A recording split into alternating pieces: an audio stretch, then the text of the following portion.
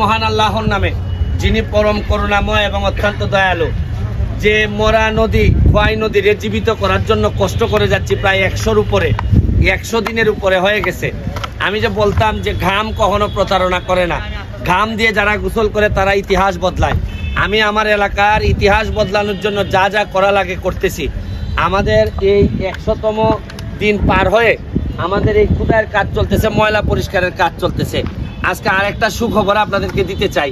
আমার জন্য এটা অনেক বড় সুখবর, আমার এলাকার মানুষের জন্য সুখবর। আমাদের এলজিডি থেকে প্রজেক্ট ডিরেক্টর তিনি আসছেন এটা দেখতে, ডিজাইনার সহ নিয়ে আসছেন যে এইটারে কি করা যায়।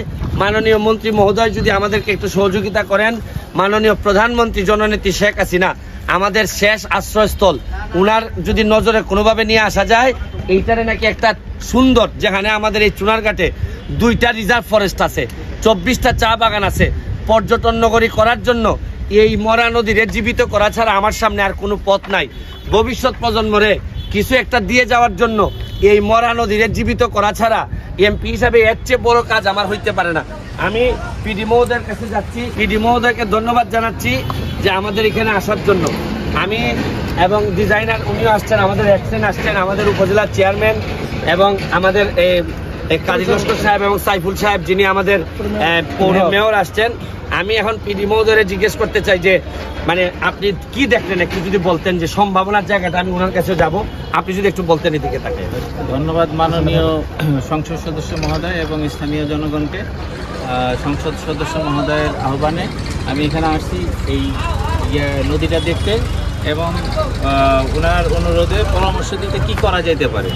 এখন এখানে শুনলাম যে আমাদের এলজিডি থেকে একটা প্রজেক্ট অলরেডি এখানে আছে, তার সাথে সমন্বয় করে সংশ্লিষ্ট প্রকল্প পরিচালক মহোদয়ের সাথে কথা বলবো, তার সাথে সমন্বয় করে আরও কিছু করা যায় কিনা। আমার সাথে স্থপতি আছে, প্লাস তার প্রজেক্টেও স্থাপিত আছে, সমন্বয় করে আর কি করা যায় সেটা আমরা আলাপ করে মাননীয় সংসদ সদস্য মহোদয়কে অবহিত করব। থ্যাংক ইউ, আমি ধন্যবাদ জানাচ্ছি। এখন আমাদের ডিজাইনার যিনি আর্কিটেক্ট, আপনি মানে শুধু আপনার জায়গা থেকে না, আমার স্বপ্নের জায়গা থেকে, যে এই জায়গাটা যেহেতু জানেন 2টা রিজার্ভ ফরেস্ট আছে এখানে, আপনার এই যে ওই ভিতরের জায়গা থেকে একটু যদি বলতেন যে কি ধরনের জিনিস সম্ভব এই জায়গায় করা।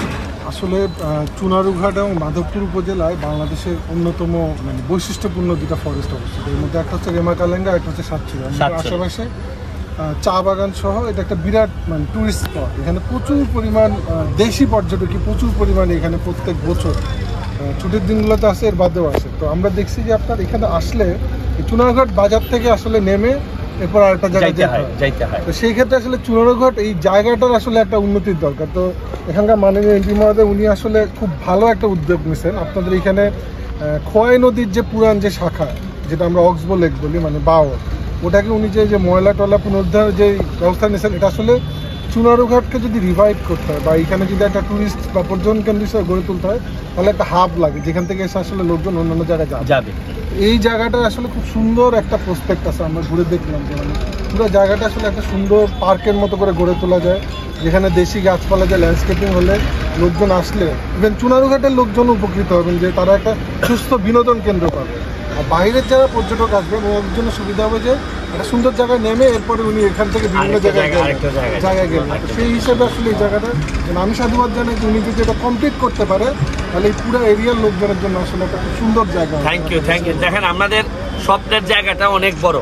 এই চুনারঘাটের যে 3টা প্রশাসন আছে, একটা হচ্ছে গিয়ে চুনারঘাটের এমপি, চুনারঘাটের উপজেলা চেয়ারম্যান, চুনারঘাটের পৌরসভা চেয়ারম্যান, পৌরসভার মেয়র, এই 3জন আমরা বিশ্বাস করি যে 3জন মিলেমিশে চুনারঘাটের এই লক্ষ লক্ষ মানুষের উন্নয়ন। এখানে আমাদের এই উপজেলা ইঞ্জিনিয়ার সাহেব আছেন, এক্সেন সাহেব আছেন, হবিগঞ্জের জেলার এক্সেন সাহেব আছেন, তাদের সহযোগিতা নিয়ে আমরা যদি আগায় যেতে পারি এবং আরও রাস্তাঘাট, শুধু এগুলা না, আপনারা জানেন যে রাস্তাঘাট উন্নয়নের জন্য যাতে মানুষের কষ্ট কম হয়, সারাক্ষণ আমাদের এক্সেন সাহেবের সাথে যোগাযোগ আছে, ওনাকে আমরা অনেক যন্ত্রণা দেই।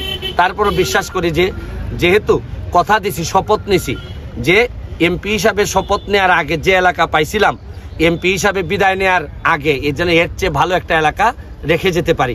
এটাই এখন আমার জীবনের সবচেয়ে বড় ইচ্ছা। আজকের মতো বিদায় নিচ্ছি। আমার একটা বিশ্বাস, মানুষ যখন সৎভাবে মন থেকে কিছু চায় সারা পৃথিবী নাকি তার সহায়তা করার জন্য ইভেন আকাশ থেকেও নাকি সহযোগিতা চলে আসে। আমার একটা বিশ্বাস, এই আওয়াজ কোনো না কোনোভাবে জননেত্রী শেখ হাসিনার কাছে পৌঁছাবে, মন্ত্রীদের কাছে পৌঁছাবে। আমরা যদি ভিতর থেকে কিছু চাই, আমার একটা বিশ্বাস আপনারা সবাই আমাদেরকে সহযোগিতা করবেন। আজকের মতো বিদায় নিচ্ছি। বঙ্গবন্ধুর এক টুকরা সোনার বাংলা আমি হবিগঞ্জের মাধবপুর সোনারঘাটে আপনাদেরকে এই দিতে চাই। এটার জন্য আমি আপনাদের সকলের সহযোগিতা চাই। ভালো থাকবেন। জয় বাংলা, জয় বঙ্গবন্ধু। ধন্যবাদ।